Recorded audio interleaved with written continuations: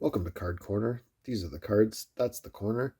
Today I've got these Full Moon Puppetmaster 3 cards. They are by Full Moon, which, because I just watched the movie, I know they actually made the movie itself. So I don't know. It seems sort of weird to me that they would make a line of trading cards themselves to go with the films, but I guess that's sort of the indie spirit that they maintain. Tried to search up full moon cards, but that's not really good search engine optimization, so to speak. I even found a Reddit post where they were talking about recharging your tarot cards during the full moon. Not sure what that's all about, but um, I checked out this movie just so I'd have the context to show you guys, and let's crack into it. They're not even held together the traditional way, it's just like a sticker there. They are from 1991, as is the movie.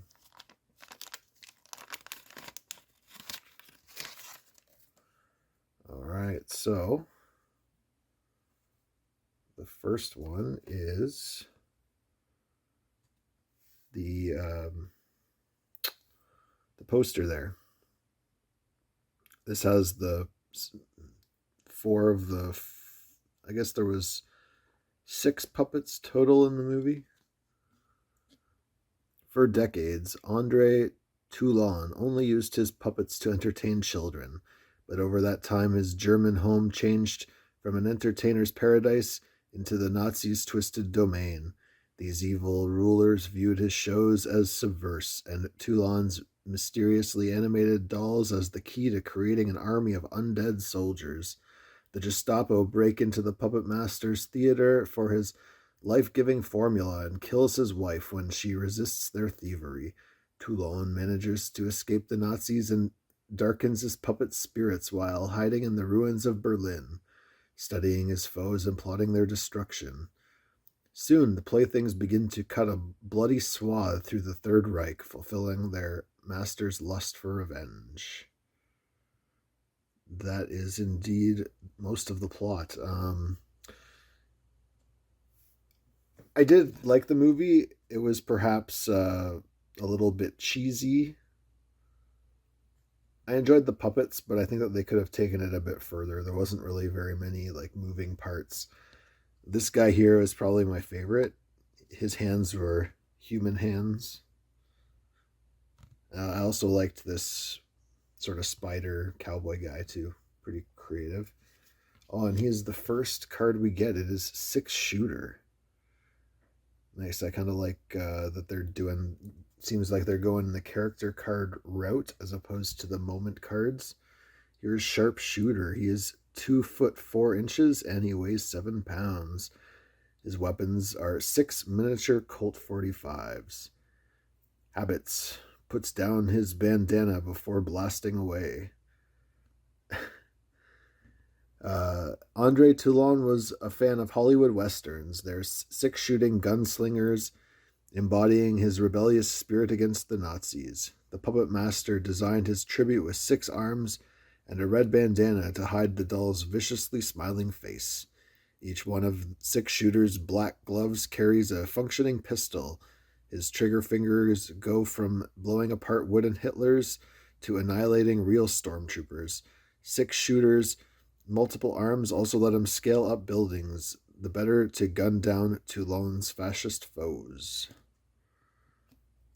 Oh yeah, it said on this one that all he wanted to do was entertain children, but one of his dolls was Hitler, so it was definitely a bit of a subversive element.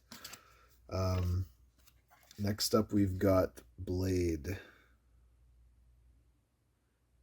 This was not one of the puppets that he had like at the start, but he made it throughout the film.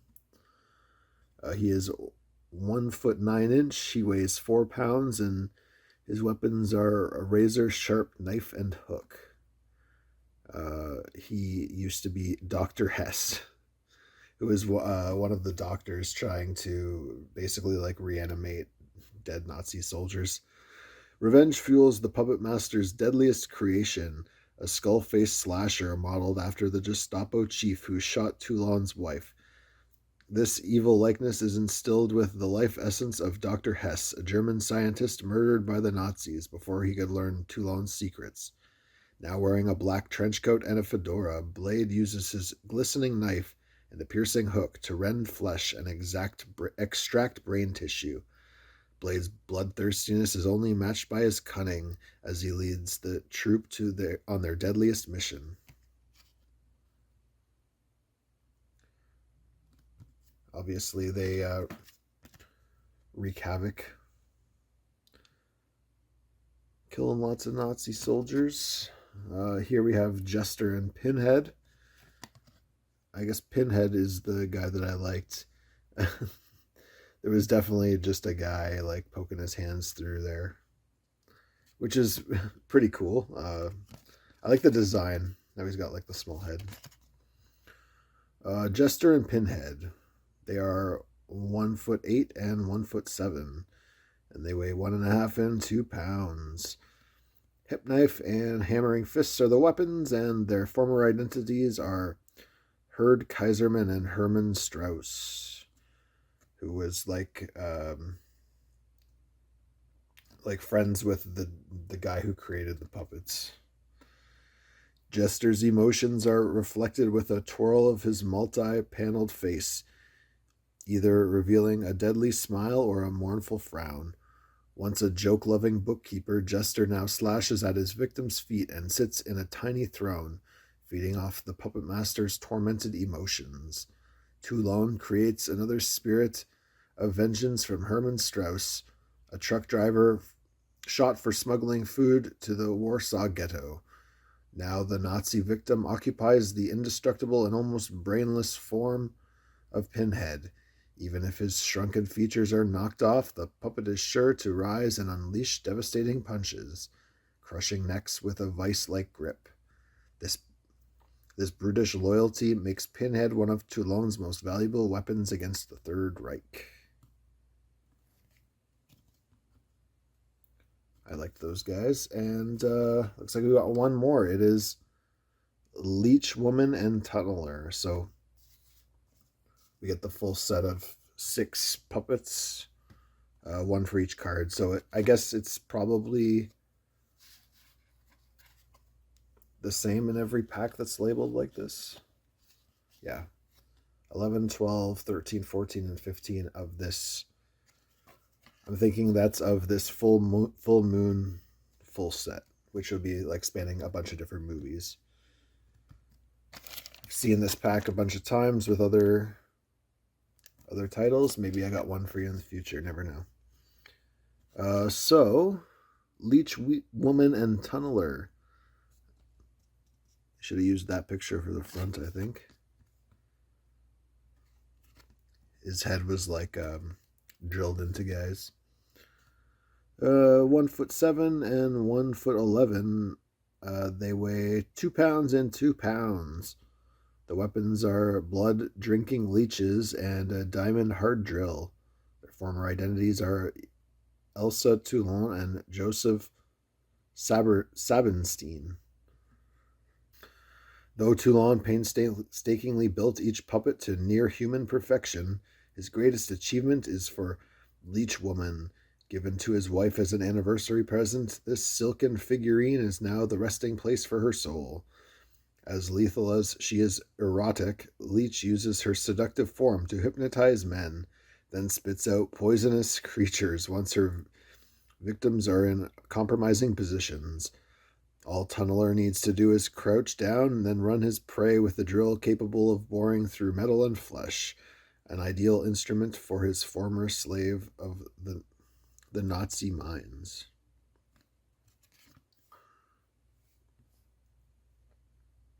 All right, I guess that is it for the cards. I sort of wish they gave you one of the actual Puppetmaster, but I think that some of these are pretty good. I probably prefer the ones that have just the single guy, but if they could only fit 5 cards in here, I'm glad that they got them all in there somehow. So this Puppetmaster movie has, I think it was 5.9 on IMDb. I say that that's probably pretty accurate. The puppets were pretty cool, but I think that they definitely could have added a bit more like movement to it, given them a little bit more personality. They mostly just kind of make this like weird gurgly noise. And I've never seen Puppet Master 1 or 2. I think that they are totally unrelated, so it doesn't really matter. You can check out all of the Puppet Master movies, and I think there's like probably more than 10 on there on Tubi for free. So I would probably recommend it if you're into like horror movies that are more like funny than scary. If you only like the like stuff that's like grounded in reality that you can tell, and you don't like it when you can tell that things are real, then you could probably skip this one. But if you like cheesy horror movies, definitely one to check out. I think that the premise is uh, pretty good. It's cool that it's not like set in the modern day. It's pretty rare that you get horror movies that are like that. Anyway, this is Card Corner, checking out these Puppet Master 3 Full Moon cards by Full Moon and Paramount. Take it easy.